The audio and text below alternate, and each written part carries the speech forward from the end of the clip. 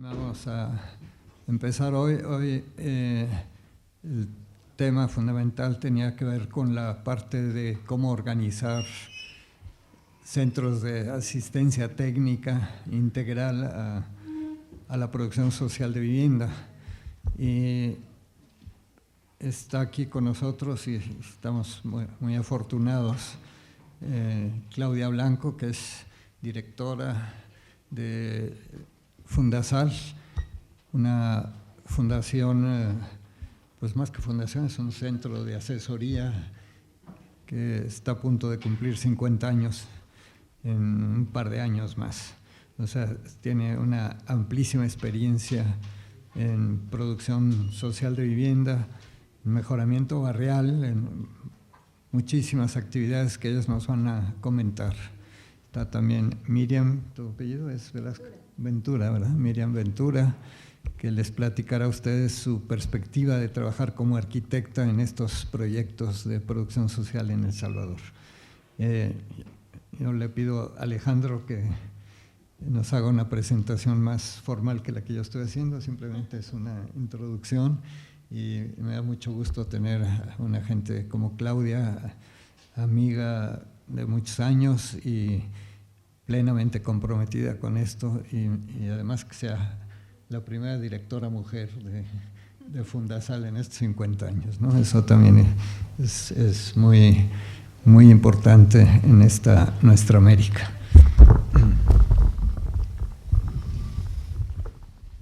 Gracias, Enrique. La idea de invitar a Fundasal, representada por Claudia Blanco, obedece a precisamente la sintonía que tiene con la cátedra que ahora está impartiendo Enrique Ortiz, puesto que es una institución Fundasal, la Fundación Salvadoreña de Desarrollo y Vivienda Mínima. Es una institución que tiene una larga trayectoria en El Salvador y en Centroamérica y que ha habido oportunidad a lo largo de muchos años de establecer una relación con Fundasal. Me parece importante mencionar que la intención no solo de traer a invitadas a Claudia y a Miriam a la cátedra, era una excelente oportunidad, sino también iniciar una relación mucho más estrecha de los proyectos de investigación que se desarrollan en el Laboratorio de Vivienda con Fundasal. Hemos tenido ya experiencias en años anteriores de haber realizado unas reuniones que llevaron a un encuentro en El Salvador hace varios años, en donde participamos con escuelas de arquitectura del Salvador y de Costa Rica, un grupo de alumnos de nuestra facultad y del posgrado, en una experiencia muy interesante de trabajo conjunto en hacer un taller de intervención en el Centro Histórico de San Salvador con una serie de propuestas de vivienda social, de espacio urbano en el centro de la ciudad. Y esto ha venido progresando al grado de que ya estamos a punto de consolidar ese convenio. No solo hay que hablar de Fundasal como esta institución que ha producido un enorme número de proyectos, de intervenciones en vivienda, en espacio de la ciudad, de las ciudades en El Salvador, impulsar el movimiento cooperativista en El Salvador y en Centroamérica, sino que también hay que hablar de que Fundasal, con Claudia Blanco en su dirección, lleva el secretariado del Foro Iberoamericano y del Caribe de Mejores Prácticas para el Hábitat. Esto es también importante porque es un grupo de instituciones que está participando a nivel de América y el Caribe, identificando acciones, programas, proyectos específicos que tienen trascendencia en la producción social del hábitat y también de la producción institucional de transformaciones para la ciudad y la vivienda. Entonces, por eso, pues es para nosotros motivo de orgullo tenerlas aquí. También a Miriam, que está trabajando en cooperativas de vivienda en el norte de de El Salvador.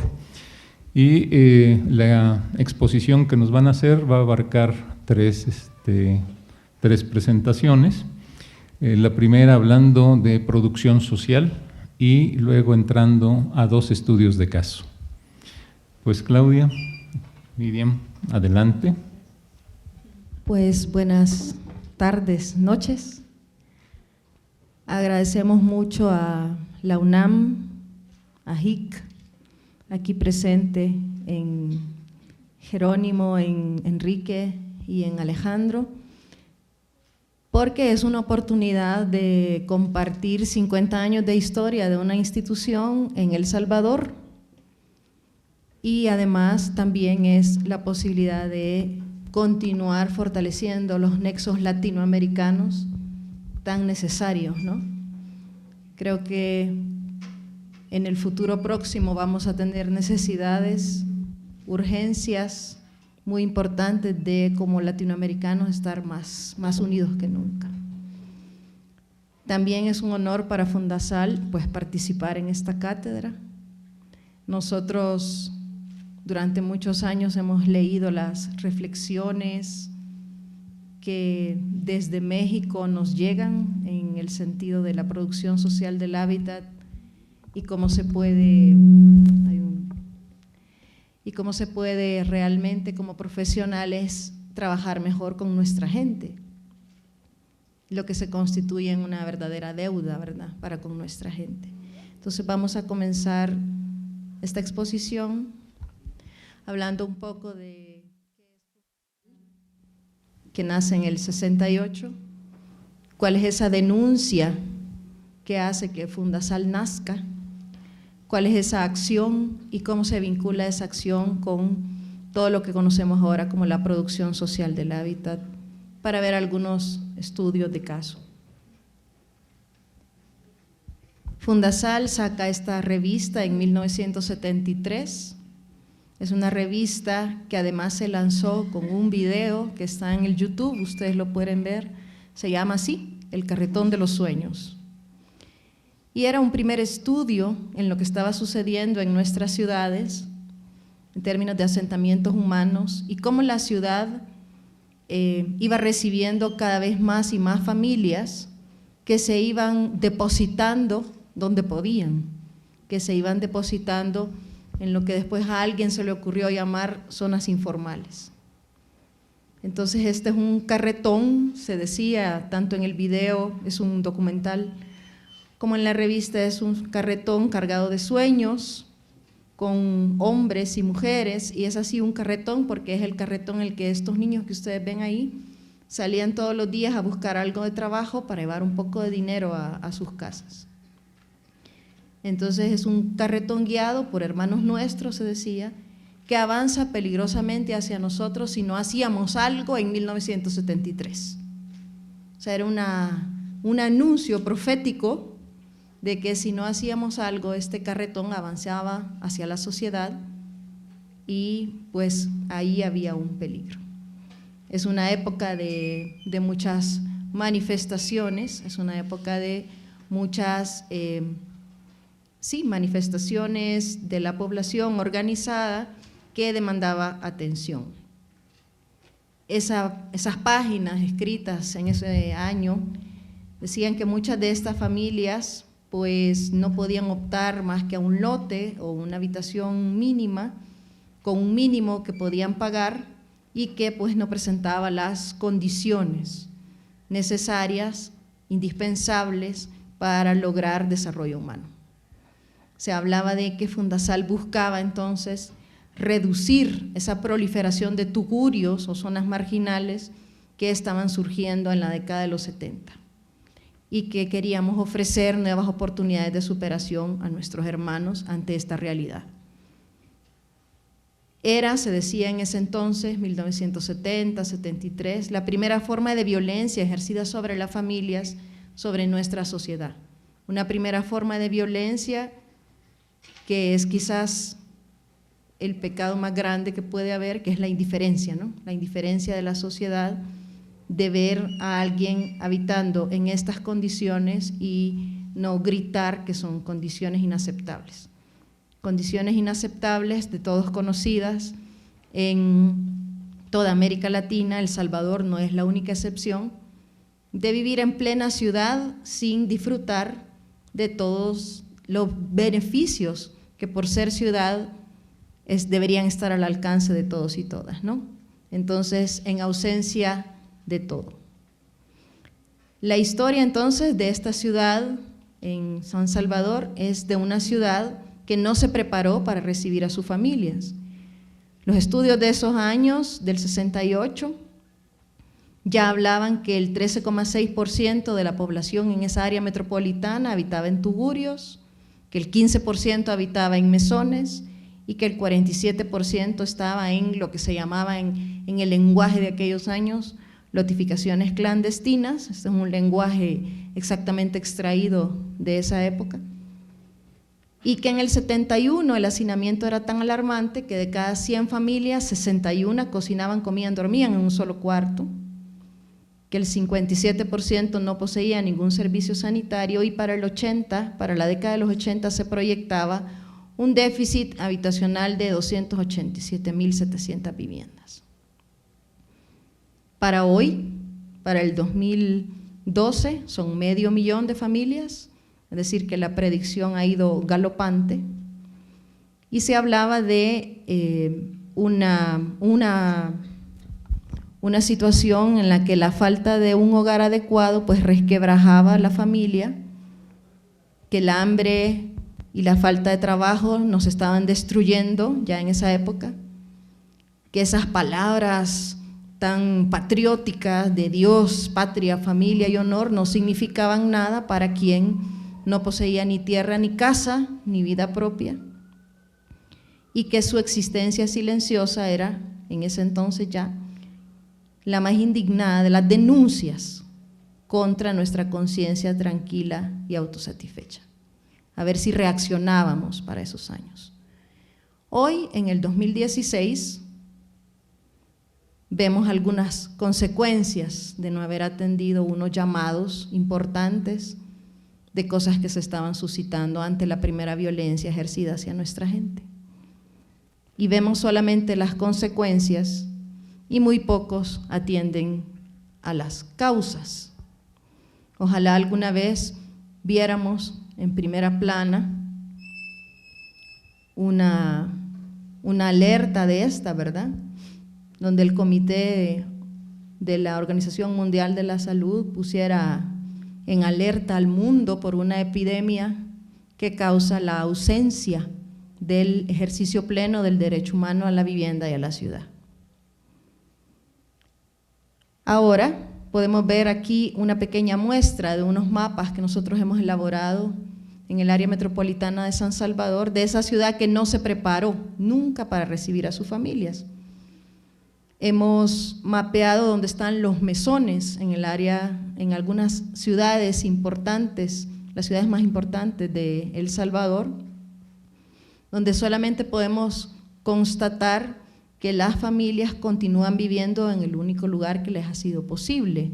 Regularmente 3 tipologías, lo que se llaman las lotificaciones informales, los mesones regularmente ubicados en los centros históricos, que son como, creo que en México les llaman las cuarterías, si no me equivoco, o por ahí, puede ser, que son estas casas antiguas en plenos centros históricos que terminaron siendo cuartos con servicios básicos comunes, y las zonas marginales. Ustedes pueden ver las principales ciudades en estas 3 tipologías, realmente es donde vive la mayor parte de la población, y son normalmente modos de producir de la gente sin ninguna atención.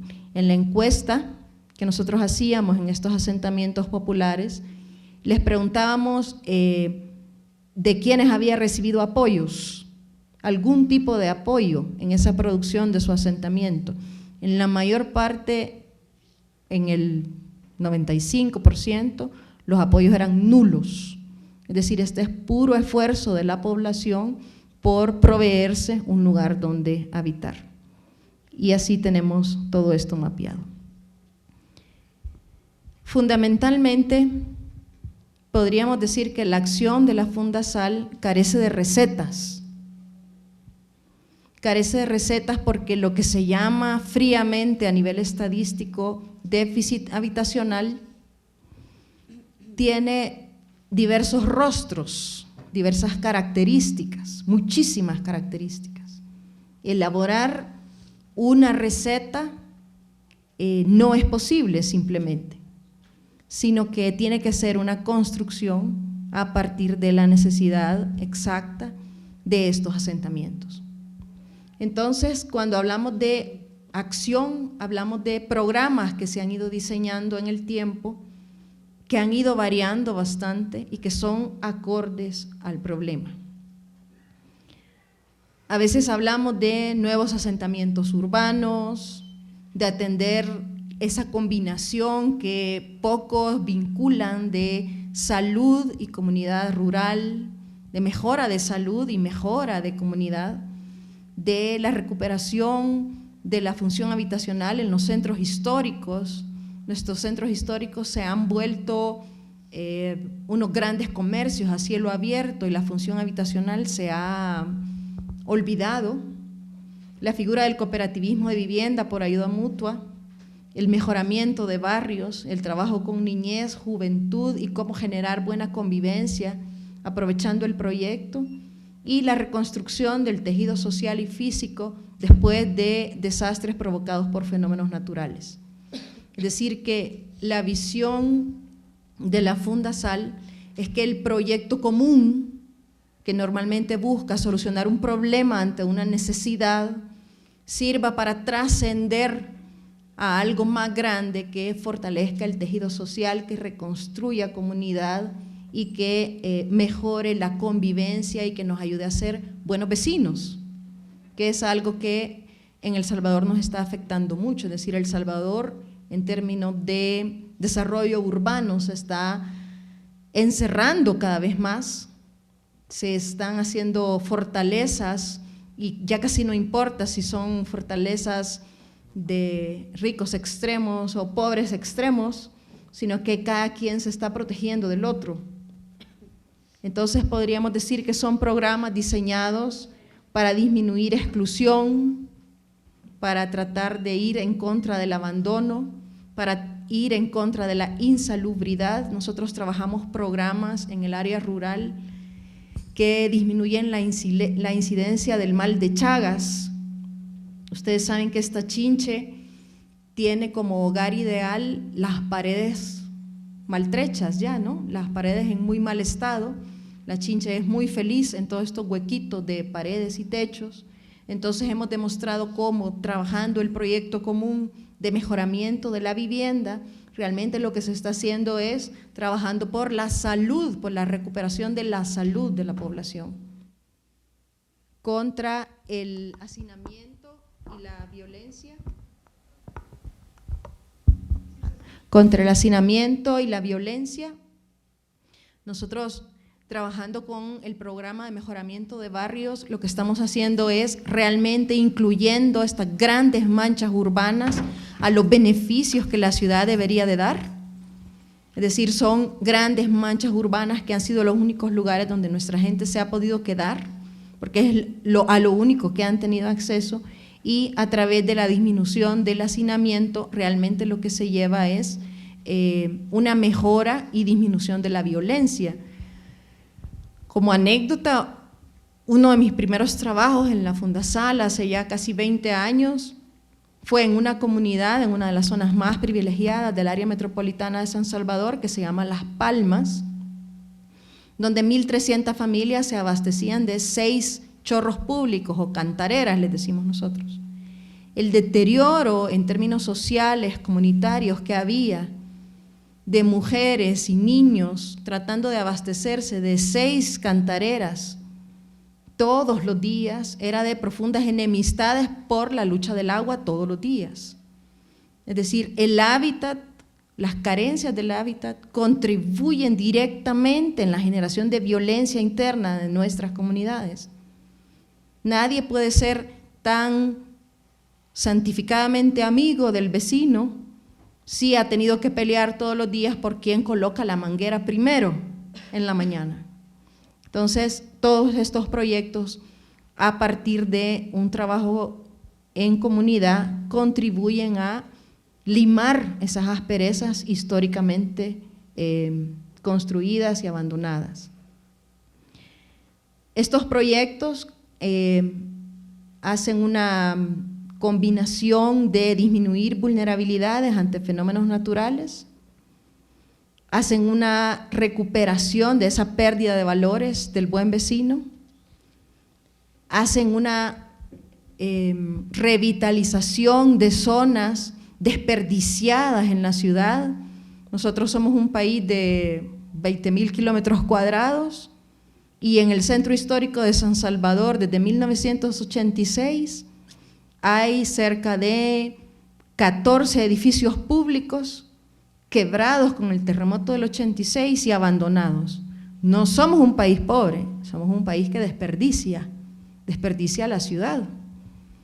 Entonces, también este tipo de proyectos que devuelve la función habitacional al centro histórico es también evitar ese desperdicio de toda una infraestructura y un equipamiento para optimizar los recursos que ya tenemos, y también sirven para potenciar las organizaciones comunales emergentes sobre múltiples figuras legales, es decir, aquí hay asociaciones de desarrollo comunitario, intercomunales, cooperativas de vivienda, es decir, todas las figuras organizativas que el proyecto, el momento del proyecto contribuye a hacer como ese pegamento, ¿no?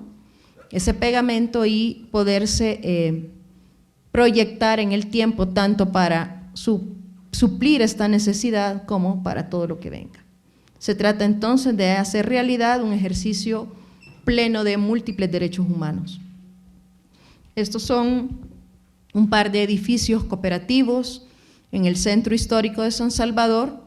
Eran mesones, es decir, en las primeras imágenes que ustedes vieron son los mesones del centro histórico de San Salvador, y esto es lo que las cooperativas de vivienda diseñaron, es decir, una forma de ir trabajando con ellos a partir de su necesidad de vivienda, pero de una formación profunda política que les permite continuar con todo lo demás que hay que continuar en la vida comunitaria, ¿no?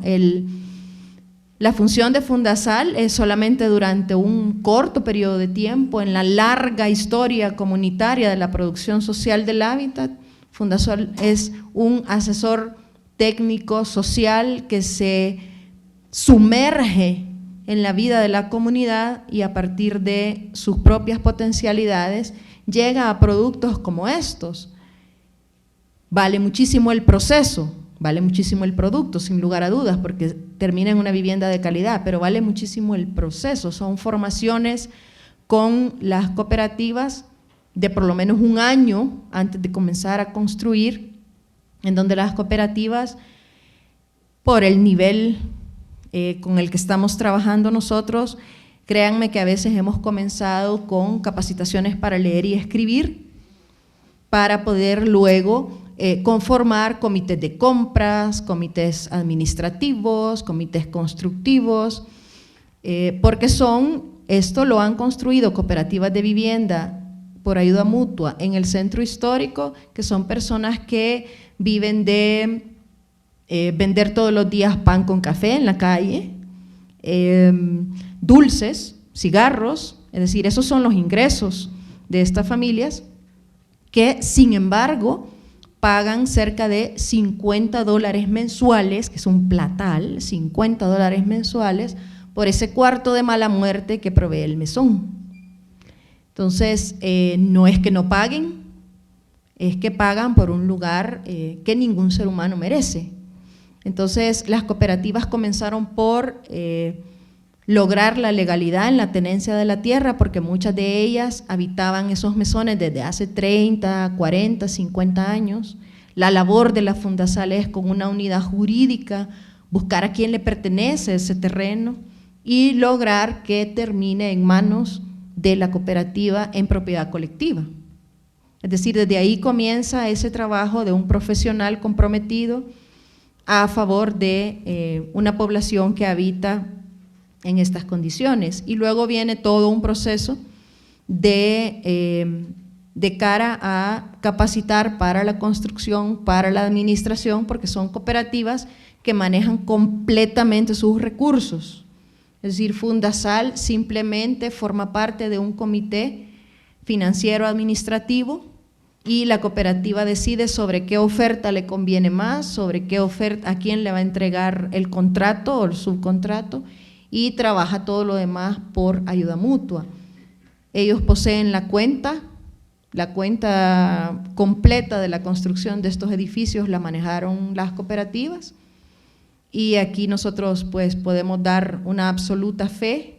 Ojalá pudiéramos entregar un diploma que le valiera a todo mundo, donde dijera que ahí pues no se ha perdido ni un 5, por el contrario, todo ahorro que hubo se convirtió simplemente en una calidad más para el edificio cooperativo. Ustedes saben que en la industria de la construcción casi el 30% del monto que se tiene para la edificación pertenece a la empresa privada que lo produce. En este caso la empresa es la cooperativa, ese 30% va para que su edificio sea de la calidad que ustedes ven aquí. Estos son los interiores, logrados todos 100% con ayuda mutua, es decir, con autoconstrucción. Ellos además han logrado un impacto a nivel de ciudad. No es lo mismo que exista un mesón lleno de ratas de vecinos, ¿no es cierto?, a que luego exista este complejo habitacional que ha suscitado otras mejoras en el centro histórico de San Salvador, como en el caso de las plazas y las calles. Las plazas y las calles que colindan con estos edificios cooperativos en el centro histórico también han mejorado, y muchos de estos espacios públicos son manejados y administrados por las cooperativas, es decir, la misma municipalidad ha reconocido en la figura asociativa de la cooperativa toda la ventaja que esto tiene en términos de impacto en la ciudad y de mejora en el centro histórico. Entonces son proyectos que creen en las personas, que creen en sus valores, que retoma sus iniciativas, que retoma todos los talentos personales, que exalta la laboriosidad, la creatividad que tienen las comunidades en su interior y ese espíritu de superación. Este es otro tipo de proyecto, es un proyecto en un municipio de una ciudad secundaria de El Salvador, que al desarrollar, en el momento de desarrollar la ayuda mutua, se pudo trabajar con la juventud y con la niñez, es decir, mientras padres y madres de familia desarrollaban la ayuda mutua en la construcción, pudimos trabajar con la niñez y la juventud de esos años. Fue cerca del 2000-2001, se llamó El Sauce, 1.700 familias. Luego podemos hablar exactamente de este modelo, pero lo impresionante es que estas fotos son de la actualidad, son los niños formados en el 2000-2001 que ahora han recuperado, han tomado el liderazgo en esta comunidad y que ahora forman a su niñez sin ningún apoyo de la Fundasal. Tienen su página web, hacen sus propias actividades, son absolutamente autosostenibles, siguen trabajando todo el tema de los derechos humanos de la niñez, siguen trabajando con la mejora de sus espacios públicos, es decir, son niños con quienes pudimos trabajar el gran proyecto común de la zona habitacional, pero que tiene un impacto 16 años después, casi 15, 16 años después, donde ellos todavía siguen proyectando toda esa enseñanza de valores y el compromiso con su comunidad. De nadie es desconocido todo el problema de maras y pandillas que El Salvador vive. Este es un lugar libre de pandillas y de maras en donde el control social a partir de la organización comunitaria no ha permitido que entre. Y además que es una juventud sumamente vinculada con su centro de educación. Hay una gran escuela que fue parte del proyecto, una escuela muy, muy grande, que no solo provee de educación a esta comunidad, sino a otras del entorno, que está en estrecha comunicación y coordinación en las acciones que hacen en su barrio. Entonces, es el proyecto común que al resolver con éxito un problema común se generan un sinnúmero de enseñanzas paralelas. Primero se confía en sí mismo, se pone en evidencia la capacidad interna de la persona visible en una obra común. Muchas veces son historias personales y comunitarias de múltiples derrotas. Lograr el proyecto común incrementa esa valoración tanto personal como comunitaria y te dice que sí se puede, ¿no? Por primera vez, a lo mejor en toda una historia, por primera vez, con éxito, logras algo con ese proyecto común. Entonces se logra una confianza, salen a la luz todas las energías, hasta entonces ocultas, líderes fantásticos, buenos administradores, músicos, actores, autores de muchas manifestaciones del arte y de la cultura. Es decir, aquí se inventa la canción de la comunidad, se narra la historia del asentamiento, se recupera toda la trayectoria. Es decir, el proyecto común levanta todo eso que llevamos adentro en nuestra mente y que a veces quizás se arrastra con sufrimiento, ¿no? De tanta indiferencia recibida, y por primera vez pues todo esto se vuelve esperanzador, porque se es parte de algo bueno, se es parte de algo bueno. A todos nos gusta sentir que somos parte de algo bueno, y el proyecto común, al involucrarnos, nos hace sentir que estamos formando parte de esta solidaridad. Estas otras imágenes son de otro programa de la Fundasal que se llama de mejoramiento barrial, que es la intervención en zonas marginales.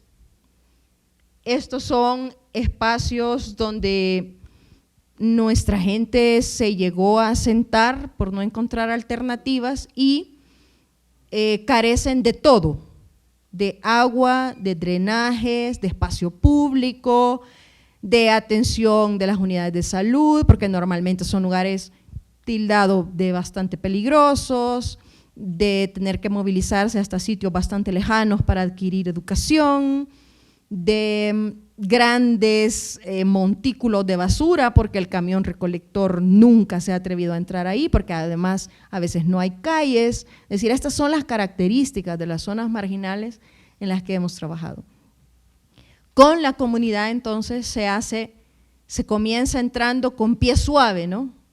El equipo de profesionales de la Fundasal entra con pie suave, intentando comprender y escuchar, fundamental, escuchando cuáles son las principales carencias, tanto en la parte urgente como en la parte estratégica, tratando de encontrar en el discurso, en el mensaje, en la plática cotidiana, qué es lo urgente y qué es lo estratégico. Esta imagen que ustedes ven ahí es a la orilla de un río urbano. San Salvador está cruzada por ríos, totalmente cruzada por ríos, y justo en las quebradas de los ríos es donde la gente se llegó a asentar. La característica de nuestras zonas marginales es que ustedes pueden visitar San Salvador y nunca darse cuenta que abajo está viviendo miles, millones de familias, de personas. No se miran, a diferencia de otras partes de América Latina, ¿no?, que están en los cerros. Aquí no se miran. Aquí los ricos viven en los cerros y la gente que no encontró dónde vivir vive en las quebradas y normalmente en ríos urbanos sumamente contaminados por los asentamientos formales, ¿verdad? Como así es, ¿no? Los asentamientos formales pues son los principales contaminantes de todas las áreas. Entonces se trabaja diseños, me parece a mí, bastante sencillos, pero que responden a las necesidades de la gente de adentro de la comunidad un espacio donde jugar, adentro de la comunidad un espacio donde reunirse, donde velar un muerto, donde hacer una fiesta, y estos son los espacios que hemos encontrado. Esta comunidad, por ejemplo, está cabal en medio del área metropolitana de San Salvador, se llamó Los Manantiales a 12 comunidades que colindan una con otra, y se llamó Los Manantiales porque justamente tiene nacimientos de agua natural Ahí la compañía de agua nacional, el ANDA, había colocado unos grandes tubos de captación de agua, entonces la comunidad miraba pasar por encima de sus viviendas unos tubos gigantescos que sacaban el agua para la ciudad formal, pero aquí no quedaba nada. Entonces nuestra gente en una legítima manifestación había abierto hoyos en esos grandes tubos que salían y de ahí sacaba su agua. Con este proyecto lo que se logra es pues hacer realidad el derecho humano a la ciudad, que incluye el derecho humano al agua, pero además se hace en diferentes espacios como este que ustedes han visto por toda esa mancha urbana, en donde la juventud y la niñez pues puede llegar a disfrutar de sus manantiales, que son de ellos, para la recreación y el esparcimiento. Creemos que urgimos entonces de ese pegamento que nos vuelva a unir, que puede ser el proyecto común. Aquí pueden ver ustedes entonces las imágenes de lo que se produce. ¿Cómo podemos unir la práctica de Fundasal y todo lo que ustedes bien conocen de la producción social del hábitat? Ustedes saben todo esto, pues, que me imagino que lo han visto mucho aquí en la UNAM, porque de aquí lo hemos bebido nosotros, que 2/3 partes de toda la vivienda en América Latina se hace sin el Estado y a pesar del mercado. ¿Verdad? Es una frase maravillosa del HIC que nosotros hemos hecho propia, y que cómo es posible que se desperdicie esa vitalidad y energía que ha construido las ciudades por toda América Latina. ¿Cómo es posible? ¿Cómo es posible que lo que hagamos sea penalizar, criminalizar algunas veces, ¿no? Estas formas de producir, que ha sido la única que han encontrado las familias en toda América Latina, en vez de hacer el esfuerzo de potenciar el esfuerzo. Hagamos el esfuerzo, esa es la invitación, ¿no? Hagamos el esfuerzo de potenciar el esfuerzo, de retomar toda esa autogestión colectiva y esa masificación organizada que ya existe y a la cual nosotros podríamos contribuir muchísimo, podríamos realmente contribuir de manera importante. Las características pues que nosotros hemos visto en la práctica que nosotros llevamos a cabo de la producción social del hábitat, pues que se realiza sin fines de lucro, aquí no hay utilidades ni hay ganancias, está totalmente bajo el control de los autoproductores, que son productores organizados, todos de bajos ingresos, y que se participa activamente desde las primeras fases.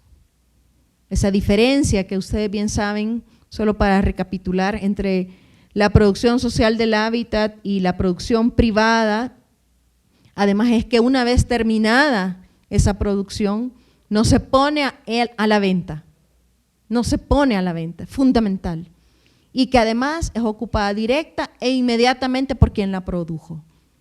Las cooperativas de vivienda que han producido estos hermosos complejos habitacionales, al día siguiente de haber terminado su complejo habitacional, lo rifan y se ocupa. Actualmente en El Salvador hay todavía viviendas que se hicieron con un intento de activar la economía nacional, se hicieron en el 2009 grandes complejos habitacionales que han gastado enorme cantidad de dinero en la publicidad de los periódicos, que sigue sin venderse. O sea, hay miles de viviendas desocupadas en El Salvador, producidas por el Estado y construidas por la empresa privada, que tienen que seguir pagando buena cantidad de dinero en la vigilancia privada para que no se arruine, para que no se la tomen, para que no se arruine, y además con unos créditos a los cuales nosotros que tenemos la experiencia de hacer esto, las familias jamás van a poder pagar. Entonces lo que ha sucedido es que las familias en su entusiasmo por entrar han optado por el crédito, pero a los 3 meses han tenido que abandonar porque no lo pueden pagar. Es decir, se ha diseñado una oferta que nunca pensó en la demanda, si hablamos en términos de mercado, ¿no? Una oferta a saber para quién, no para la gente que lo necesita y de la que está urgida. Entonces hay un montón de viviendas vacías producidas por el Estado y por otro lado un montón de familias viviendo en estas condiciones que les decía antes o en hacinamiento, ¿verdad? La población joven con nuevos hogares que también demanda lo que se llama el crecimiento vegetativo de la población salvadoreña, pues que tampoco tiene una alternativa. Aquí nosotros leyendo a Enrique habíamos hecho estos no es igual, que son como las diferencias fundamentales. Yo sé que hay bastantes gráficos parecidos a estos, pero que la vivienda como resultado de la oferta y la demanda, pues es una oferta mercantil, solo atiende a sectores en base a su situación económica, es decir, tanto tienes en tu bolsa, tanto vas a obtener. Eso no es un derecho humano, ¿verdad? Ese es el antónimo del derecho humano, porque si es un derecho humano no tiene nada que ver con lo que tengas en la bolsa. No se piensa de acuerdo a necesidades específicas, o sea, todo esto que Fundasal hace de entrar a la comunidad, analizar cuáles son las principales carencias, esto no se hace, sino que se dice aquí está, tómalo, esto es lo que te voy a dar, tómalo. Y la carencia, pues, realmente aquí se constituye en una injusticia social. Ahora bien, la vivienda como un derecho humano, pues garantiza seguridad jurídica, no hay temor a desalojos, garantiza servicios básicos, etcétera, etcétera, etcétera. Además, una adecuación cultural. Por eso les decía al inicio que es un no recetario, ¿verdad? Es más bien un modo de abordar la producción social del hábitat desde el ser profesional, en donde se puede aportar mucho a esa producción organizada que con o sin nosotros ya existe. La vivienda como satisfactor social o mercancía, que no es igual a la vivienda como bien de uso, en donde el Estado pues es un facilitador, en donde los derechohabientes son clientes, ¿verdad? Así se llaman, son clientes del mercado habitacional, y por el contrario pues se privilegia en el otro lado el valor de uso, es producida por ellos mismos, como decíamos, no tiene fines de lucro y surge de la propia iniciativa. La vivienda como producto terminado, que no es igual a la vivienda como proceso organizado y con apoyo estatal. Les comentaba este caso del Sauce y el trabajo con la niñez y la juventud, porque aquí lo que más vale es el proceso que se hizo de trabajar con niñez y juventud, que previno para casi 1.700 familias una situación post de violencia, que es la que hoy estamos sufriendo. Es decir, un pequeño oasis de 1.700 familias que no entra en esta ola y esta maraña de violencia en la cual hoy estamos y que nadie sabe qué hacer, ¿verdad? Nadie sabe qué hacer porque la única receta que se ocurre es ejército y policía a la calle. Ojalá algún día viéramos la necesidad de mejorar el lugar donde está creciendo nuestra niñez y juventud en vez de policía y ejército a la calle. El lugar donde crecen los seres humanos importa y es determinante.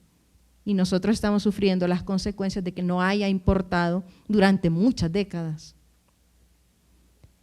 La vivienda como un producto económico escaso, siempre nos dicen que no hay dinero, ¿verdad? Siempre nos dicen que no hay dinero. Y sin embargo, la vivienda es un bien social potencialmente abundante cuando tiene un enfoque de producción social del hábitat, cuando potencia los limitados recursos, cuando pone en juego todas nuestras habilidades. Todas las que estamos en este salón tenemos habilidades, todos nos podemos apoyar mutuamente en solidaridad, utilizando materiales locales de reciclaje, nuestros usos de tiempos libres, la gran imaginación, una buena supervisión, una negociación.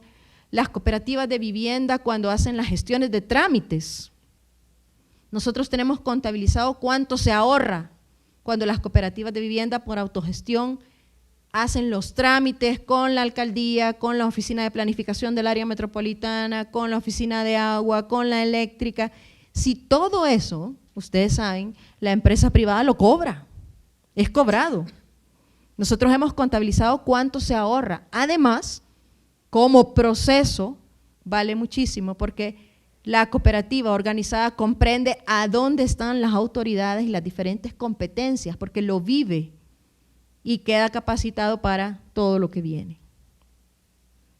la vivienda como objeto y la vivienda como acto de habitar.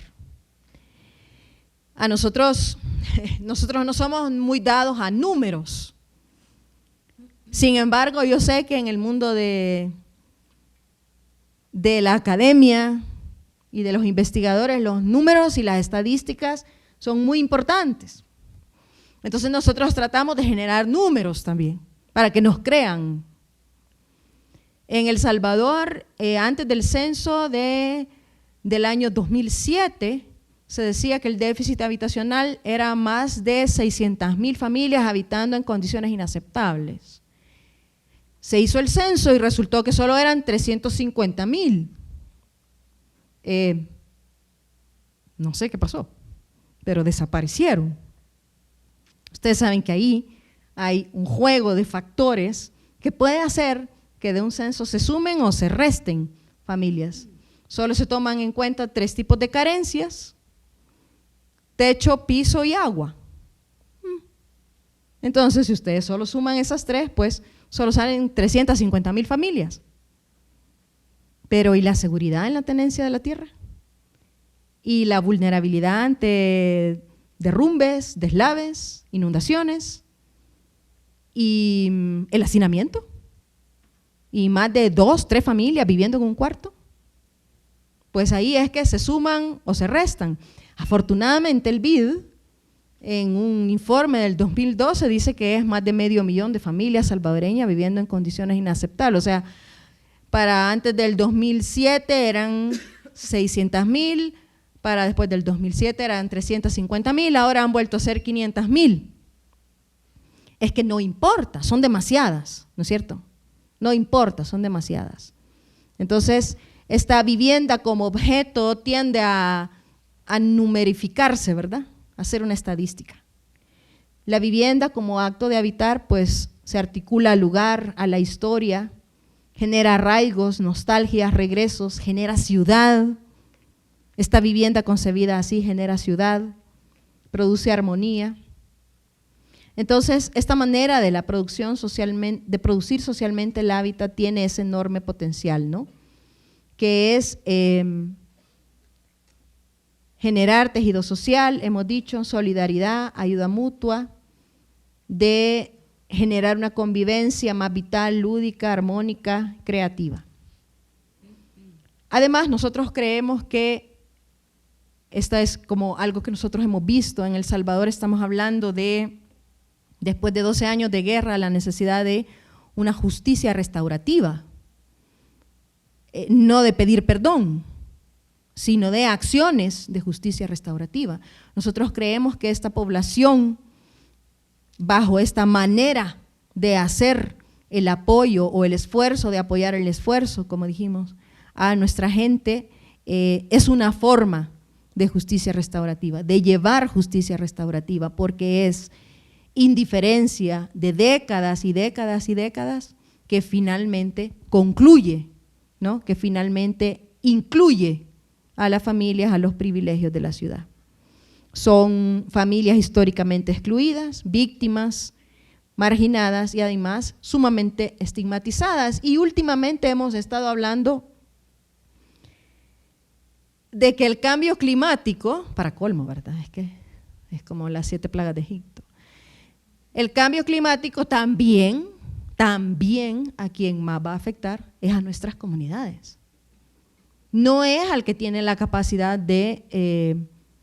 la capacidad económica de decir yo voy a pagar por vivir en un mejor lugar o por climatizar internamente mi lugar donde trabajo, donde estudio, donde vivo. No, esto se trata otra vez de las familias que lo pierden todo, van a ser otra vez perdedoras, otra vez.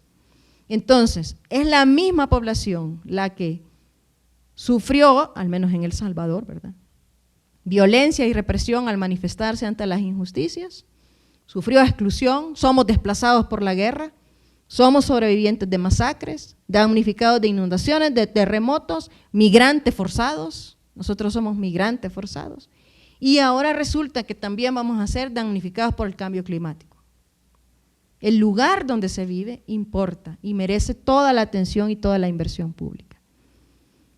San Salvador, en esa ciudad dual, visible y oculta.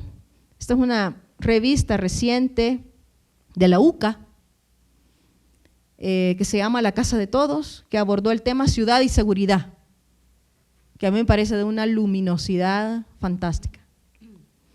Entonces escribe un ex rector de la UCA de San Salvador, el padre Tojeira, sobre vivienda, familia y futuro.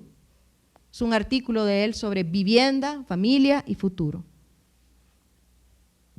Y extraigo estas partes porque ponen de manifiesto justo todo lo que nosotros creemos.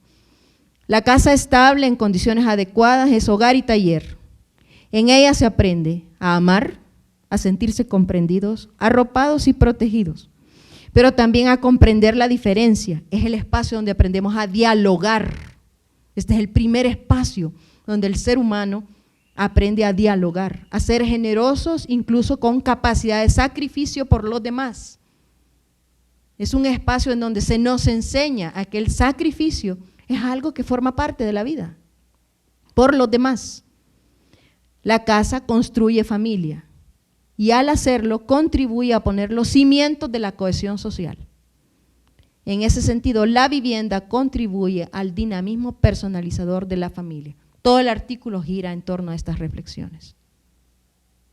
Y el padre Tojeira dice que el fenómeno de las maras está sin duda vinculado a la problemática de la vivienda en El Salvador. ¿Dónde está creciendo nuestra niñez y nuestra juventud desde hace medio siglo? Que puede ser una de las causas, claro que no es todo, pero es una de las causas muy importantes de lo que ahora estamos sufriendo.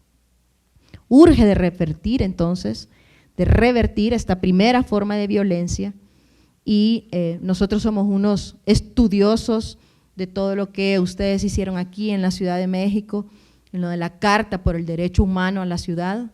Nosotros lo divulgamos cuanto podemos, porque creemos que eso de verdad que encierra, contiene a todo lo que como seres humanos deberíamos de aspirar, tanto como proceso como producto de la Carta por el Derecho Humano a la Ciudad.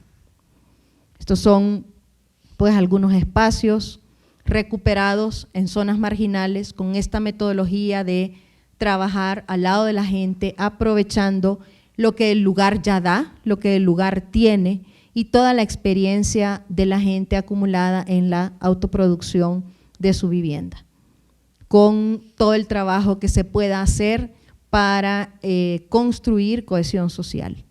Ustedes pueden ver que acompañado, en paralelo, antes, en paralelo y también después de la construcción del proyecto común, se continúa con una labor social para que aquello cuaje, ¿no? Porque aquello cuaje. Normalmente los tiempos de los proyectos son cortos. Lo que nosotros procuramos es que el antes y el después se prolonguen, porque es necesario consolidar las enseñanzas y los aprendizajes que el proyecto dejó. Entonces, yo me quedaría hasta aquí. Yo agradecería nuevamente lo que ustedes nos han permitido en esta noche y le dejaría la palabra a mi compañera Miriam. Hacemos una pausa. Bueno, pues luego Miriam va a platicar con ustedes sobre lo que ha significado para ella como profesional trabajar con esta metodología. Qué bueno que estamos acá ya un poco, ya con su cafecito. Quiero decirle, bueno, mi nombre es Miriam Ventura, así como lo decían. Quizás en este momento yo quisiera hablar, así como decía Claudia, sobre mi experiencia de trabajar con esta metodología de la Fundasal. Quizás como antecedente, pues mencionarles que actualmente estoy trabajando en el área técnica constructiva con cooperativas de vivienda por ayuda mutua. Se está realizando un proyecto de construcción de futuramente de 62 viviendas con el sistema de adobe reforzado. Estamos trabajando actualmente con lo que es la preobra, es decir, un ensayo previo a la construcción de las 62 viviendas, el cual además sirve como ensayo para poder, igual como decía Claudia, capacitar a las cooperativas en todos los aspectos técnicos que van al final a hacer que las cooperativas, como bien decía, funcionen como una empresa constructora autogestionaria. Esta, digamos, experiencia ha sido bien enriquecedora para mí, ya que he estado trabajando de mano a mano con la gente. Es decir, anteriormente había trabajado en empresa privada y es un poco diferente entrar a lo que es esta ideología de la producción social, el trabajo con las comunidades, con las cooperativas. De alguna manera para mí ha sido distinto, ya que hay que reforzar algunos temas que como arquitecta tal vez no había podido trabajar. Considero como importante dentro de la metodología el uso, además de una identidad con la gente, de cómo hacer esa conexión, no solo en la parte constructiva, sino también en la parte humana. Eso a la vez me ha servido para poder dar todos los insumos técnicos de manera clara para la gente, ¿verdad? Es importante también mencionar que dentro de la modalidad de cooperativas de vivienda se trabajan no solo el área constructiva, no solo como el área constructiva, sino que mencionarles que se están trabajando dentro de las cooperativas de vivienda 4 áreas. En ellas podemos mencionar lo que es el área social. Hay un asesor para las cooperativas que les ayuda, les asesora, les capacita con temas de formación organizativa. Tenemos también lo que es una asesoría financiera administrativa, que al momento de la ejecución del proyecto obviamente es vital, porque así como mencionaba Claudia, pues las personas que conforman este proyecto son personas que tal vez no tienen ese bagaje administrativo, pues son a lo mejor artesanos. Este proyecto se está desarrollando en una zona en donde hay mucha artesanía, trabajo de carpintería, madres solteras que cuidan su hogar. Entonces, estas capacitaciones en la parte financiera les ayuda al momento de la ejecución de su proyecto. Así también tenemos lo que es la asesoría jurídica en todos los temas de legalización, tramitología, etcétera, ¿verdad? Y tal vez ya un poco entrando a mi experiencia con la parte técnica, puedo mencionarles que el proceso ha sido largo, no es un proceso que inicia únicamente con la obra física, sino que estamos involucrados desde el inicio, desde la formulación del proyecto. Se hace a través de diseños participativos, los cuales son muy interesantes como arquitecta, porque venimos con un chip en el que decimos, bueno, como arquitecta tengo un cliente, presento la propuesta y digo, este es el diseño, ¿verdad? Esto es, así va a ser su casa, etcétera. En este modelo es diferente, puesto que se trabaja con la gente. Realmente ellos son los que dan los diseños a través de estos talleres participativos en donde se involucran todos los asociados. De acuerdo a lo que nosotros como asesores, se le da todos los insumos de acuerdo al reglamento, se les da todos aquellos criterios técnicos. El diseño participativo se realiza no solo para la vivienda, sino que también para toda la urbanización. Es como bien importante para una familia verse involucrada no solo en cómo quiero mi vivienda, sino que en cómo yo visualizo en este caso mi comunidad, mi cooperativa, cómo visualizo esos espacios públicos, cómo visualizo esos áreas en donde nos vamos a integrar todos los asociados. Creo que eso es muy importante como arquitecto, además, saber escuchar de acuerdo a las necesidades de la gente. Además, creo que, como les decía, el proceso inicial viene a través de todos los trámites, cosa que es muy importante, pues, puesto que la gente se empieza a involucrar desde cero, hace la formulación de su proyecto, visita a todas las instituciones necesarias para la solicitud de permisos, futuras factibilidades, etcétera. Es como muy, para mí, enriquecedor, además de ver cómo la gente dice, bueno, aquí yo conozco a alguien que tal vez en alcaldía que nos puede ayudar, ver cómo ellos realmente se van involucrando y se empoderan de todo el proyecto. Es decir, es también algo enriquecedor ver cómo ellos hablan de sus planos, o sea, pueden estar maquillados con todos los ejes, con todos los cotas y todos los datos técnicos, pero ellos pueden de alguna manera explicar su proyecto de una manera como muy, ellos están totalmente conscientes incluso de todos esos planos eléctricos, de todos esos planos estructurales. Tal vez no tienen como esa, obviamente, como los arquitectos, pues de leer exactamente todo, pero conceptualmente los asociados logran involucrarse en cada uno de los procesos. Quizás uno de los pilares muy importantes dentro de las cooperativas de vivienda es la autogestión.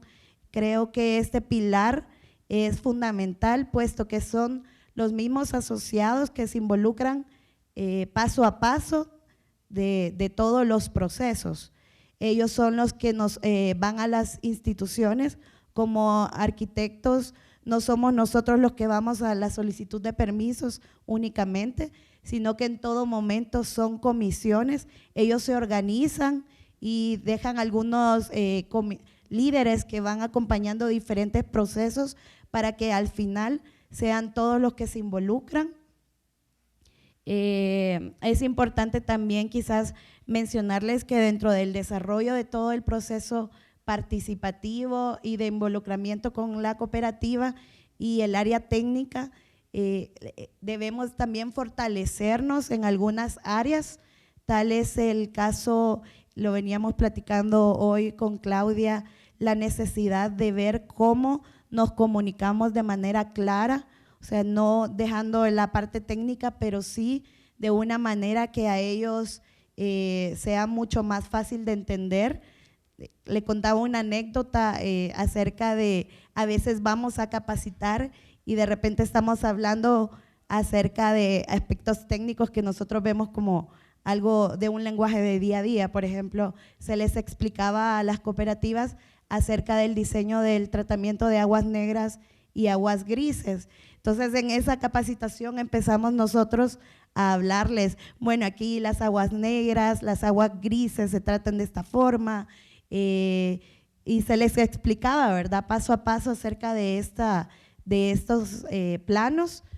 Lo gracioso fue que en un momento se veían los rostros de los compañeros cooperativistas, que cuando les pregunto yo, ¿alguien sabe a qué nos referimos con aguas grises?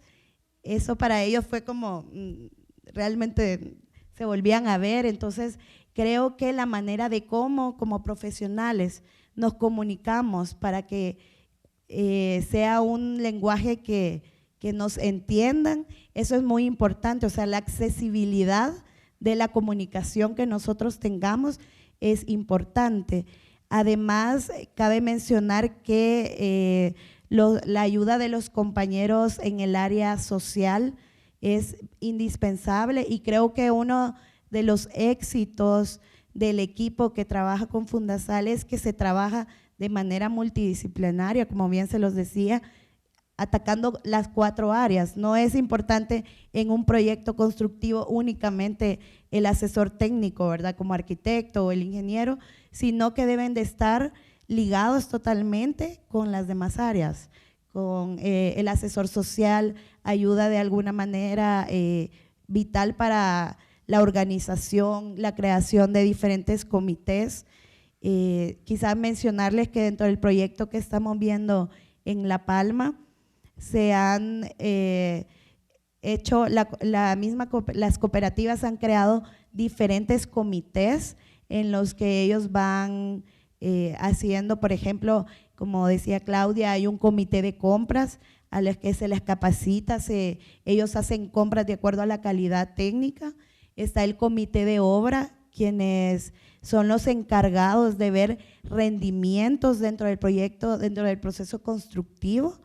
Tenemos un comité de trabajo, el cual está velando por lo que es la contabilización de las horas de trabajo, ya que el proyecto se está ejecutando por ayuda mutua. Son 62 familias que están dando 3 días a la semana, trabajan 8 horas diarias para poder tener su proyecto de vivienda. Creo que esa parte también es muy, para mí, enriquecedora, ver cómo las familias se esfuerzan. O sea, son familias que a lo mejor trabajan en el mercado vendiendo comidas, haciendo artesanías, y ver cómo ellos se van apropiando a la manera de cómo usar una piocha, cómo usar las diferentes herramientas, conocer cuando se habla acerca de las unidades, por ejemplo, dentro del presupuesto, metros cuadrados, metros cúbicos, enseñarles paso a paso todos estos conceptos. Creo que el trabajo de la preobra que se está haciendo con respecto al salón comunal ha sido además una especie, ellos van aprendiendo diferentes insumos. Por ejemplo, hay familias, hay mujeres que me dicen, por ejemplo, puchica, me gusta andar comprando el material, estoy aprendiendo lo que es una varilla bajo norma, ya sé lo que es un metro cúbico de arena, ya lo puedo medir. Entonces se logra ver el avance de los asociados con respecto a todos estos insumos constructivos, ¿verdad? Las capacitaciones deben de ser algo continuo con respecto a todos los aspectos de la planeación del proyecto, lo que son los cronogramas, se trabajan igual en conjunto con los comités. Además, cabe mencionar que se tiene dentro del proyecto construcción, sí, un maestro de obra, ¿verdad?, que los va ayudando con respecto ya a la dirección. Todos los procesos, todos los contrataciones se están haciendo, todos los comités forman lo que es un consejo ejecutivo que son miembros de cada uno de los dos personas miembros de cada uno de los comités, quienes al final toman decisiones de compra de materiales cuando son compras grandes. Además, ellos tienen la decisión de la contratación, ya sea de albañiles, contabilizan cada una de las horas de trabajo de los asociados y ven cuando es necesario el involucramiento de más personas para el avance. Y tal vez mencionarles también que dentro del proceso, incluso del sistema constructivo que se está utilizando, que es el adobe reforzado, fueron las cooperativas que tomaron la decisión de utilizar este sistema constructivo.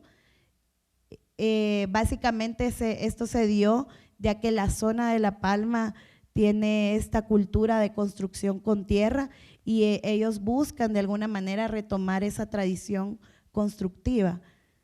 Tal vez, quiero ver más que todo, cabe mencionar que las cooperativas de vivienda por ayuda mutua en El Salvador van gestionando con las diferentes instituciones como el viceministerio para búsqueda de ayuda con respecto a la maquinaria para terracería y lo que es la conexión de agua potable en el terreno, ¿verdad?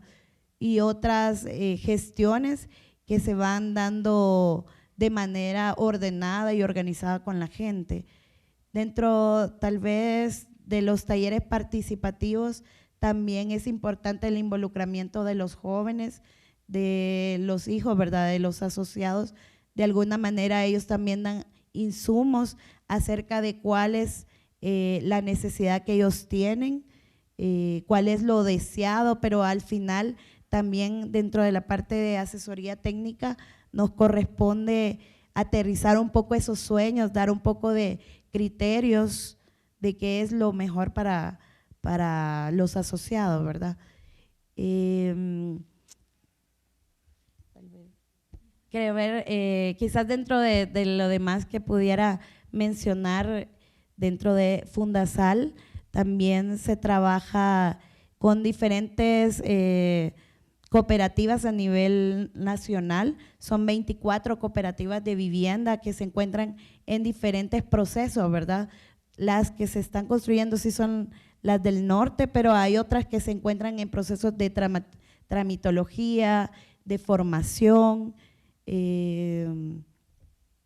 básicamente, no sé, básicamente sería como mi experiencia dentro de el área de las cooperativas de vivienda en el tema de constructivo, y no sé si alguien tal vez tiene alguna pregunta con respecto al tema, ¿verdad?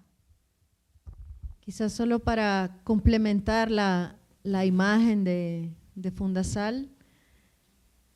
Fundasal que nace en el 68, que les decía, y que ha ido creando una metodología profundamente participativa y de forjar tejido social y cohesión en medio de la edificación del hábitat.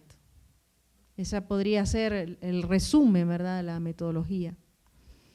Que el proyecto sirva para la cohesión social y la reconstrucción del tejido comunitario. En una anécdota del sacerdote que fundó la Fundasal, se dice que le preguntaron al padre Ibáñez que qué iba a hacer la Fundasal cuando en el país se hubiera superado el déficit habitacional. Y dicen que el padre Ibáñez contestó: cualquier cosa que sirva para la transformación de la sociedad y para hacer organización comunitaria. ¿Cómo así?, le preguntaron. Pues sombreros, zapatos, lo que sea necesario para forjar comunidad. O sea, lo que importa es el proceso, ¿verdad?, en medio de todo esto. Actualmente en la Fundasal trabajamos 120 compañeros. Digamos que hemos llegado a generar un modelo financiero para atender las necesidades de hábitat de la población que conjuga fundamentalmente 4 componentes. Una parte de ahorro previo, una parte de ayuda mutua, es decir, todo el trabajo comunitario que se hace, que es muy fuerte y que representa un porcentaje elevado de la construcción. Una parte de fondo no reembolsable y una parte de crédito. Es un modelo financiero que nos ha funcionado muy, muy exitoso. Es muy exitoso. Es decir, que se diseña el modelo financiero a partir de un estudio a profundidad de la situación económica de la comunidad. Y se coloca la cuota posible de pagar. A veces el subsidio o ese fondo no reembolsable, los financieros casi se desmayan cuando oyen subsidio, ¿verdad? Entonces, fondo no reembolsable hay que decir porque les gusta más. Pero es un subsidio que lo que hace es llevar a la realidad el derecho humano a la vivienda, hacer realidad el derecho humano a la vivienda. Se va diseñando esta combinación de los 4 factores de acuerdo a las posibilidades de las familias. Y por eso es que en la cartera de créditos de la Fundasal, la mora está muy cerca a 0. Mora 0. Porque se ha diseñado la oferta considerando las características reales de la demanda.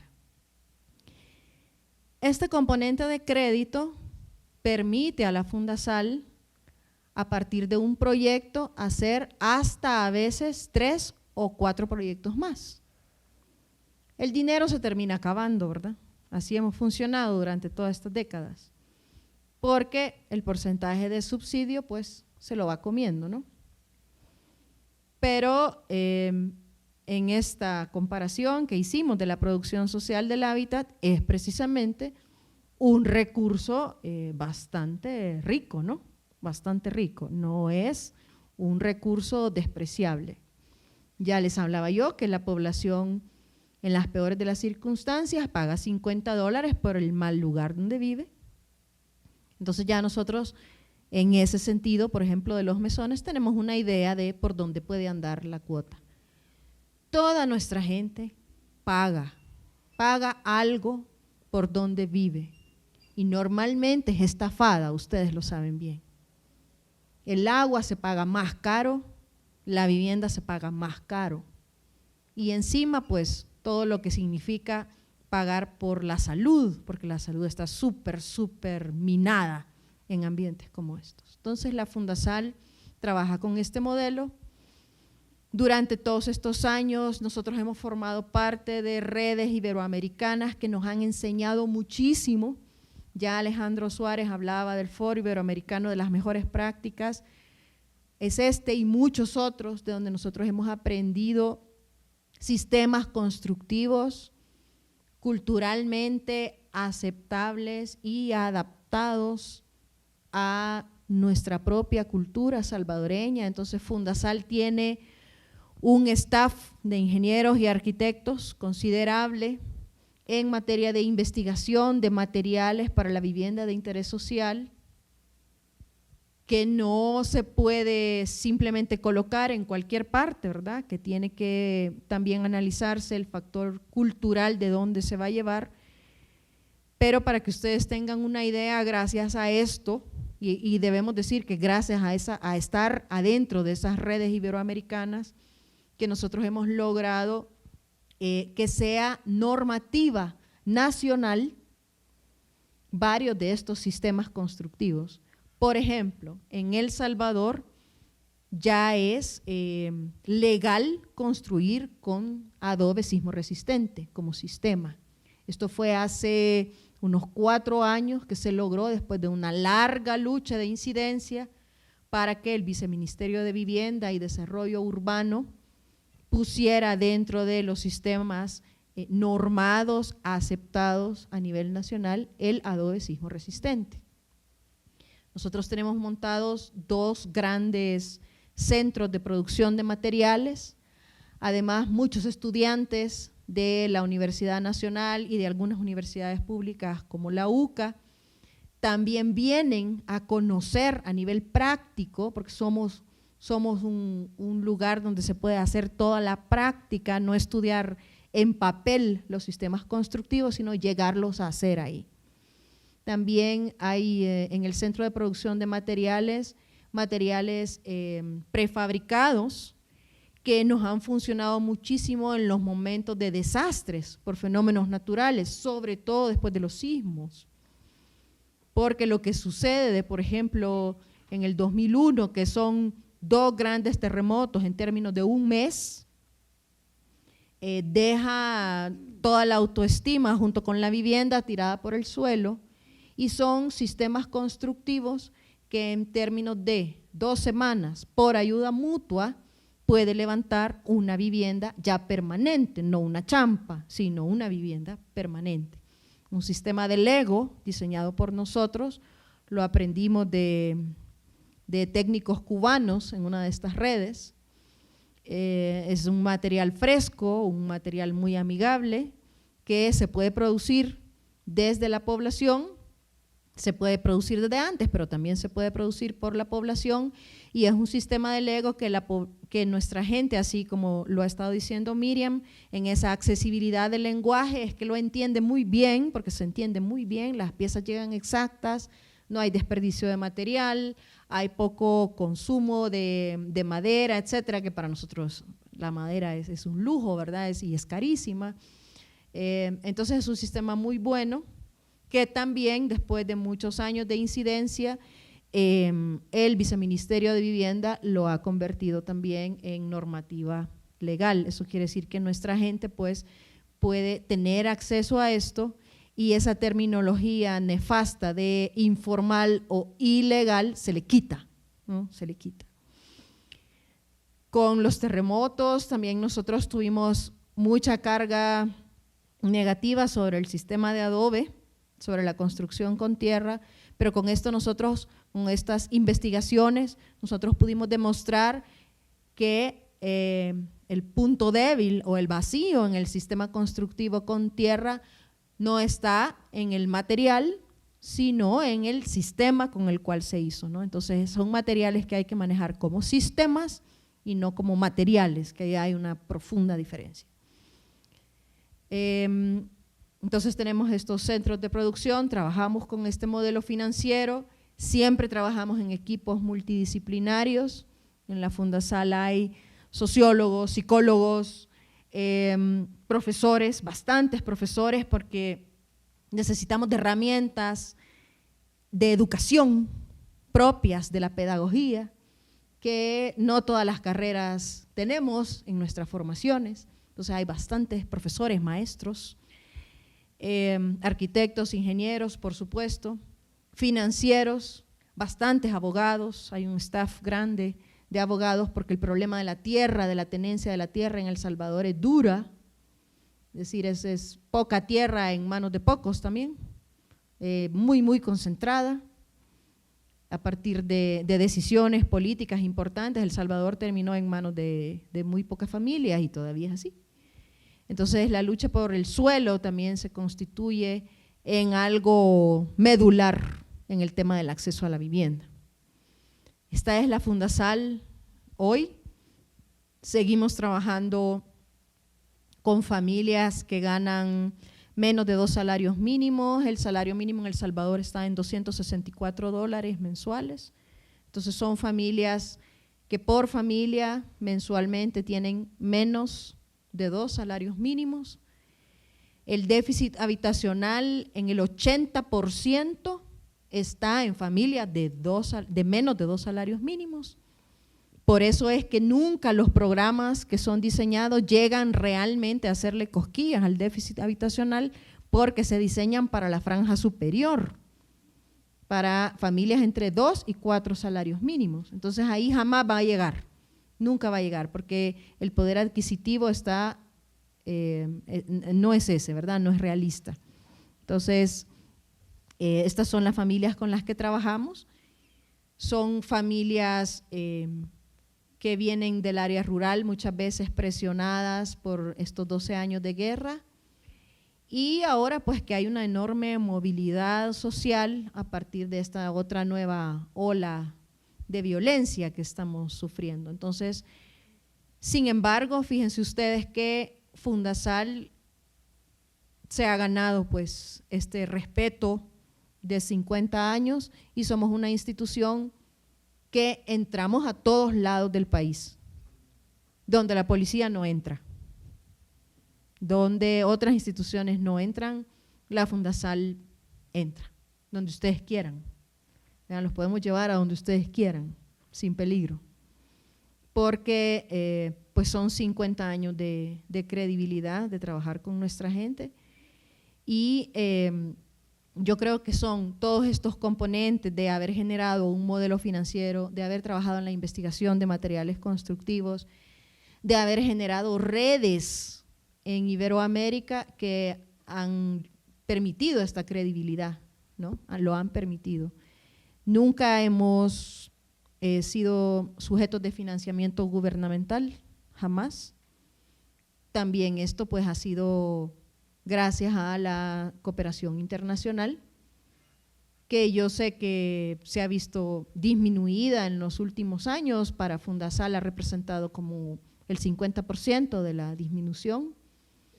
Sin embargo, esta forma de trabajar con algún fondo revolvente, como les decía, este crédito que regresa, pues nos ha permitido continuar. Ha sido una manera, digamos, visionaria de adelantarse a los tiempos y de lograr la permanencia. Sigue siendo necesaria una visión de este tipo. Nosotros también trabajamos con una escuela de formación política con varias organizaciones. Nosotros dirigimos una escuela de formación política propia de Fundasal y nos unimos con insumos a una escuela de formación política que existe a nivel centroamericano. El movimiento cooperativo tiene un comité, una coordinadora centroamericana que se llama COSEAMIS. Nosotros nos sumamos a esto, no somos los únicos, ¿verdad? Somos un actor más, que también tienen una escuela de formación política. Nosotros creemos que la apuesta mayor debe ser la transformación de la sociedad, ¿verdad? Nosotros somos unos actores que por determinado tiempo pasamos por la vida de las comunidades y que debemos apostarle a esa transformación de la sociedad. Hay una compañera que dice que la Fundasal es un proyecto contrahegemónico, ojalá que siga siendo eso, ¿verdad? Que es un buen adjetivo calificativo. Es la Natalia la que dice eso, Jerónimo, que en la Fundasal encontró un proyecto contrahegemónico. Porque no basta con trabajar en las consecuencias. Como profesionales también estamos llamados a contribuir a eliminar las causas, si no esto nunca se acaba, ¿no es cierto? Creo que todos los profesionales que hemos entrado a trabajar en la Fundasal hemos sacado el doctorado en la Fundasal. Es una pena que la Fundasal no pueda entregar títulos académicos, porque se vuelve a aprender todo. Se vuelve a aprender todo, de verdad. Yo recuerdo cuando entré a esta comunidad marginal en Las Palmas y nos decían que íbamos a meter los colectores de aguas negras y yo miraba miles de viviendas y no tenía idea de dónde se iban a meter los colectores de agua, y a mí me habían enseñado que los colectores de agua se metían primero y las viviendas iban después. La urbanización se hace primero, ¿no? De acuerdo a las clases que recibimos, pero la realidad es sumamente diferente. Sientan pues todos ustedes desde la UNAM, que respetamos muchísimo y admiramos muchísimo, en la Fundasal un aliado. Ahí está nuestra página web, ahí están nuestros vínculos. Yo creo que en permanecer unidos va a haber mucha fortaleza en enriquecernos con las experiencias. Acabamos de ver de manera rápida la exposición que han montado aquí en la UNAM. Es sorprendente la cantidad de experiencias que hay de las cuales podemos beber y ser mejores, ¿verdad? Ser mejores. Y ahí nomás Miriam miraba algo en la vivienda, en una casa comunal que se está haciendo acá de adobe sismo resistente, y ahí miraba algo que creo que va a copiar con su permiso para llevarlo a la casa donde está haciendo. Entonces, pues muchas gracias. Bueno, tal vez quizás el grupo de técnicos que entran o que inician con respecto a la formación de una cooperativa de vivienda son los compañeros del área social. Ellos lo que hacen es básicamente organizar, empiezan a crear lo que son la dirección de la cooperativa antes de establecer su personería jurídica. Organiza la cooperativa con respecto a lo que es un presidente, vicepresidente, todo su órgano de dirección, ¿verdad? Posteriormente a esta etapa de formación en donde se les capacita en diferentes temas de liderazgo, de trabajo en comunidad, etcétera, se van luego a lo que es la búsqueda de terreno. Ellos ya, una vez establecida su personería jurídica, inician a buscar un terreno en donde ellos puedan tener todas las condiciones necesarias de acuerdo a los asociados, es decir, que se encuentren cerca de los servicios, bajo la asesoría en el tema, criterios técnicos, por ejemplo, el tema de riesgos, tema de estudio de suelos, etcétera. Una vez elegido lo que es el terreno, se inicia pues el proceso de compra, de gestión de préstamos, etcétera. Obtienen lo que es diferentes financiamientos, ¿verdad?, para la compra del mismo. Una vez ya hecha la compra, se entra ya en la etapa un poco del área técnica constructiva, legal, con el asesor financiero. También hay un involucramiento ya con el tema de lo que es, nosotros le llamamos preinversión.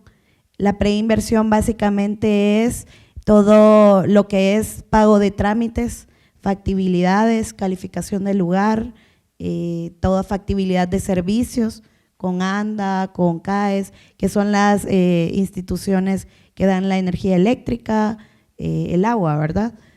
Ellos empiezan entonces a involucrarse en esta preinversión y también inicia el proceso de talleres participativos, en donde se desarrollan todo el anteproyecto, todos los planos, todos los estudios, se elaboran todo lo que son planos topográficos, etcétera. Y una vez se tienen todos estos estudios, pues dentro de la preinversión, ellos subcontratan, por ejemplo, los diseños estructurales, hidráulicos, eléctricos, todas las especialidades. A raíz de, una vez finalizado esto, pues se inicia con lo que es la preobra. La preobra en este caso son ya sea obras comunes como son salones comunales, se puede iniciar también la preobra como terracería, por ejemplo. La idea es avanzar dentro del proceso de obra, ¿verdad?, de toda la urbanización. Esto es básicamente con el fin de que ellos aprendan lo que es el proceso constructivo y organizativo como una empresa constructora. Van a ver todo lo que son sus compras de materiales, todo lo que es hacer liquidaciones con respecto al tema de, como bien lo decía, ya la forma de cómo van a construir y la formación de estos comités. Tal vez ya mencionarte los comités que se crean dentro de la construcción. Tenemos el comité de obra, como lo decía, ellos se encargan de todo el rendimiento, de ver que se cumple el cronograma. Se tiene el comité de trabajo. El comité de trabajo contabiliza las horas de la familia. Tenemos el comité de educación. El comité de educación básicamente es para ver lo que es la guardería. Ellos se encargan también, hay muchas madres solteras que se encuentran trabajando en ayuda mutua, que no pueden trabajar porque no tienen quien cuide a sus niños. Entonces, básicamente ese es el papel del comité. Se tiene también el comité de compras, vela por ver todos los proveedores, cotizaciones, etcétera. Luego tenemos el comité de vigilancia, básicamente es el de vigilar, como bien lo dice, tener un guardia todo el día, ¿verdad? Ya que se tienen materiales, se tienen todo lo que son ya equipos, ¿verdad?, dentro de la construcción. Entonces, dentro de este comité son los encargados de velar de la seguridad de todo el material, de la gente misma que se encuentra en el proyecto, tanto de día como de noche. Y finalmente se tiene lo que es el Consejo Ejecutivo. El Consejo Ejecutivo está conformado por 2 miembros de cada uno de los comités que mencioné antes, y básicamente es el Consejo Ejecutivo como la parte alta, ¿verdad?, que toma las decisiones dentro del proyecto, toman las decisiones de compra, las decisiones de subcontrataciones, y básicamente se les da a nosotros como técnicos, damos la asesoría, además de cada comité, de ver todos los puntos con el Consejo Ejecutivo. Y es así como se va trabajando dentro del proyecto. Son las familias, trabajan durante 3 días, 8 horas. Ellos crean un reglamento por ayuda mutua en donde establecen todos los lineamientos que van a regir el proceso constructivo. Ahí menciona sobre las horas de trabajo, se habla un poco de la convivencia que se va a tener en el momento de la construcción, y básicamente quizás ese es el organigrama dentro de la obra, ¿verdad? En la página web de Fundasal pueden ver un estudio que se hizo, se llama Estudio Regional Comparativo. Estudiamos los ahorros, precisamente sobre su pregunta, estudiamos los ahorros que el modelo cooperativo hace en esta forma financiera en 3 cooperativas de Centroamérica. La primera columna que ven ahí de Covieso, de Guatemala, la segunda de Juntando Manos es Nicaragua, y la tercera de la 13 de enero es El Salvador. Entonces, agarramos estas 3 cooperativas en la primera producción que habían hecho de su complejo habitacional con esta cantidad de viviendas que ven ahí en el cuadro y contabilizamos con esa manera de trabajar que dice Miriam, de los comités y de las gestiones, etcétera, cuánto se había ahorrado. Entonces, Covieso en Guatemala, con respecto a la producción normal de vivienda, se había ahorrado solo en ayuda mutua el 26%, porque habían hecho una ayuda mutua pura, ¿verdad? Había muy poca contratación de mano de obra calificada. Se habían tardado más tiempo, ¿verdad? Pero el ahorro en términos económicos era del 26%. En Nicaragua era del 4% y en El Salvador fue del 8%. Es decir, todo el aporte comunitario en trabajo como mano de obra, en eso se ahorraban estos porcentajes. Pero además, en todo lo de las gestiones y etcétera, como menciona Miriam, se habían ahorrado estos montos que ven ahí en rojo, de $32,000 a $14,000, $15,000, que son ahorros que se convierten en mejoras del asentamiento. Es decir, esto no se lo echa nadie a la bolsa, es que esa es la diferencia. Esto se convierte en un mejor piso, en una plaza más chula, en iluminación, en cielo falso de mejor calidad, en área más grande de la vivienda. Es decir, todos estos ahorros se ven plasmados en la mejora de la producción. Además, a ver, aquí analizábamos el subsidio. Ustedes pueden ver que el subsidio, por ejemplo, porque nosotros comparamos con la producción de mercado. Comparamos estas 3 cooperativas con la producción de mercado. Entonces, la columna que a ustedes les aparece a la mano derecha, esa que dice Altavista, es un desarrollador tradicional inmobiliario. Entonces, 45% del financiamiento del Fondo Social para la Vivienda, que es el ente del gobierno, fue a la bolsa de la desarrolladora inmobiliaria, 45%. Fondos públicos. Lo que cada uno de nosotros le paga al Estado fue a dar a esa bolsa. Y en el caso del modelo cooperativista, el promedio del subsidio otorgado era del 27%. O sea, nuestra gente solo necesitaba el 27%, versus 45% que va a la bolsa del desarrollador. Ahí ustedes pueden ver lo que está adentro de esto. Las tasas de interés que nosotros vimos del modelo cooperativista al modelo de mercado iban del 2 al 10, dependiendo de quién financiara, mientras que en otro caso entre el 6 y el 9. Y el plazo dentro del modelo cooperativista iba de 10 a 20 y en el modelo del otro iba a 25 años. La cuota. La casa es lo que uno puede pagar y la cuota es la casa, ¿no? O sea, eso es lo que vale en realidad. La cuota en el modelo cooperativista andaba por $42 y en el otro por 90. Y el porcentaje de la cuota en relación al salario mínimo vigente era del 19% en el modelo cooperativista y era del 40% en el modelo de Altavista. Sin mencionar, ustedes pueden ver en este estudio, sin mencionar la alta conflictividad que hay en Altavista.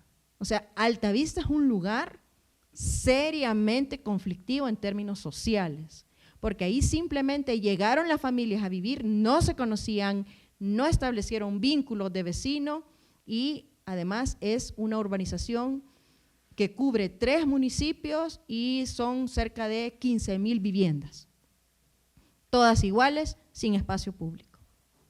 Muchas de estas áreas han sido abandonadas actualmente por el conflicto social. Estas cooperativas, todas las cooperativas, están completamente habitadas. Entonces, ustedes pueden buscar, ahí en ese estudio se puede bajar completo el estudio de la página web de este estudio comparativo de estas 3 cooperativas versus un desarrollador inmobiliario tradicional. Aquí vean ustedes los índices de cartera en riesgo, el índice de créditos castigados es de 0, es decir, en términos financieros esto es un éxito total. El índice de recuperación es del 100% y el de desalojo por no pago del crédito era 0%. Además, posteriormente, todas las cooperativas habían desarrollado otro tipo de proyectos de desarrollo económico, tiendas, cibercafés, algunas hasta habían llevado el beneficio del agua a vecinos que nunca habían tenido el agua. Es decir, es una serie de impactos. El movimiento cooperativo, tanto en Guatemala, Nicaragua como El Salvador, es profundamente de mujeres. Miren los porcentajes de las mujeres asociadas. O sea, aquí realmente es llevar bienestar a mujeres, jefas de familia, que además dentro de la cooperativa encuentran posibilidades de desarrollo económico. Seguridad en la tenencia de la tierra, es decir, en este estudio van a encontrar números de todo lo que se puede ahorrar desarrollando los proyectos de otra manera. En el límite nos han pedido que terminemos a tiempo, y ya es la hora, desgraciadamente, porque vamos a ir más a fondo. Yo simplemente agregaría que además hay otro ahorro en los gastos indirectos, o sea, en todo lo que es los costos de ventas, por ejemplo, mucho en los costos de crédito también, porque muchas veces en la producción de mercado te están cobrando dos créditos, el crédito que te dan más el crédito que ellos obtuvieron para tener el capital para hacer la cosa, ese está oculto. Y luego el manejo de la tierra también, de pasar tierra rural a urbana, que no te lo contabilizan, pero que ahí hay una utilidad muy fuerte, y hay muchas cuestiones que se ahorran de gastos indirectos. Por eso es que en el caso de México también hemos visto que casi se puede hacer el doble de casa, ¿no? O sea, el doble de tamaño de casa. A mí me sorprendió mucho cuando estábamos en FONAPO, que nos decía su secretario que estábamos haciendo cosas con la gente pobre, que había que meter al sector privado, que no sé qué. Íbamos a los estados y nos mostraban las casas que estaban haciendo con FOBI y las que hacíamos con FONAPO, con participación de la gente, y era la misma superficie. Tal vez no había acabados, pero era la misma superficie, incluso más, y eso cuando eran casos menos participativos. Cuando hay participación, como lo están planteando ellas, los costos se bajan muchísimo en beneficio de la gente. O sea, por eso es que en producción social decimos el control lo tiene que tener la gente, ni siquiera los asesores. Los asesores ilustran y dan la información a la gente, pero el control lo tiene que tener la gente. Incluso una parte de la producción social que puede ser fundamental, no es la mejor participación, pero esa es fundamental, es el control del dinero. Ese es fundamental. Cuando la gente controla el dinero y lo sabe controlar bien, y eso es un punto que les decía yo la vez pasada que es clave, o sea, que la gente tenga la posibilidad de llevar bien sus cuentas, porque si no es un desastre.